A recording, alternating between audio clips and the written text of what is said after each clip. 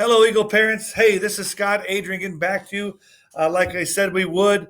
I'm really happy that I'm getting back to you this evening rather than tomorrow.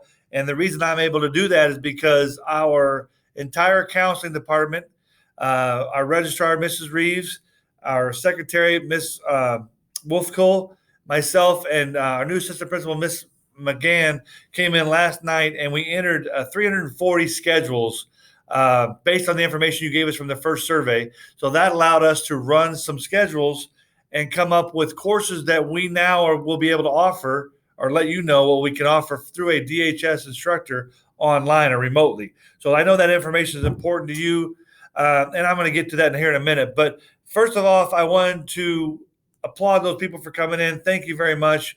Couldn't have done it without them. We still be doing that today if they hadn't all came in as a unit and helped us knock those out. So thank you to my counseling department and those people that helped out with that. So right now I want to look at a few updates we've made to the return to learn plan for DHS. We've made 3 changes. One of them I told you I'd clarify. We have decided that we will allow students to opt out of homeroom if they want to. Now, having said that, we still need those students that will be required to be in there are the students that have incompletes from last spring. We still have some of those students who have designated IEP minutes or minutes for their IEPs, and any student that needs to ride the bus home from DHS. Those students will still have to be in our homeroom periods. We will also have homerooms for those students who are interested in clubs. So please understand that that time will be designated for those students. If you have reliable transportation and you don't meet one of those categories, then you are able to go at the end of your day prior to homeroom. Okay, so keep that in mind. Also, I want you to understand that that's a commitment for the semester. So we can't have people deciding, hey, I need to be there this day for homeroom, but not this day. You're either in for homeroom or you're not in for homeroom. Okay. With that said, I'm going to move down to the next change in the handbook.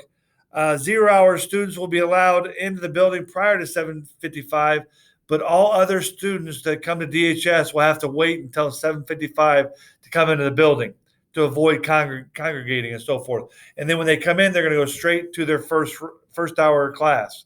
All right. So that's for everybody except for 0-hour students. So please remember that. We can't have students dropped off at 7:15 or 7:30 if they're not in a 0-hour class.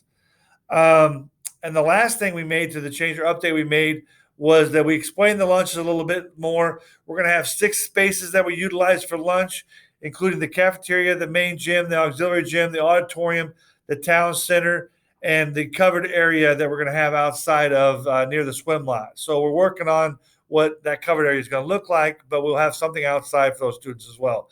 So those will be grouped in groups of 50 or less, and they will move each day with the same supervisor. So they get a different area to eat each day, and then one day they'll obviously be able to eat outside. So that's what we've got set up right now. That may change, but right now that's our plan. We're moving forward with that. Okay. So you'll also notice that I have included in this email a link to the remote classes that will be taught by DHS instructors. All those classes are listed there.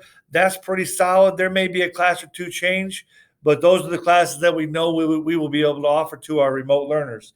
The other link in this email, which is important, extremely important, is the link to our survey. So please complete that survey by 3:00 this Thursday, August 6th. We had over 1,000 people complete that survey last time. We need all of you to complete the survey this time. This is now a firm commitment on whether you're going to be an in-person learner or your student's going to be a remote learner. Okay, so this is more firm. I'm not saying that down the road, if something happens, you can't get out of that, but we need your commitment on this survey so that we can finalize our offerings and tighten up our master schedule, which, as you can imagine, it's going to take us a lot of work to finish that. So please approach this survey as though it is a firm commitment on your part.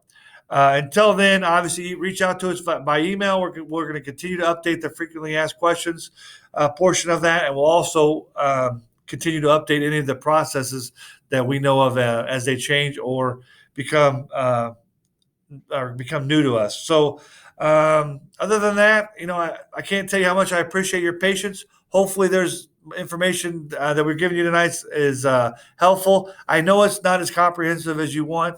We're still waiting on some answers ourselves, but as they come in, we will keep you posted. So until then, you stay healthy and stay classy, and we appreciate your patience. Thank you.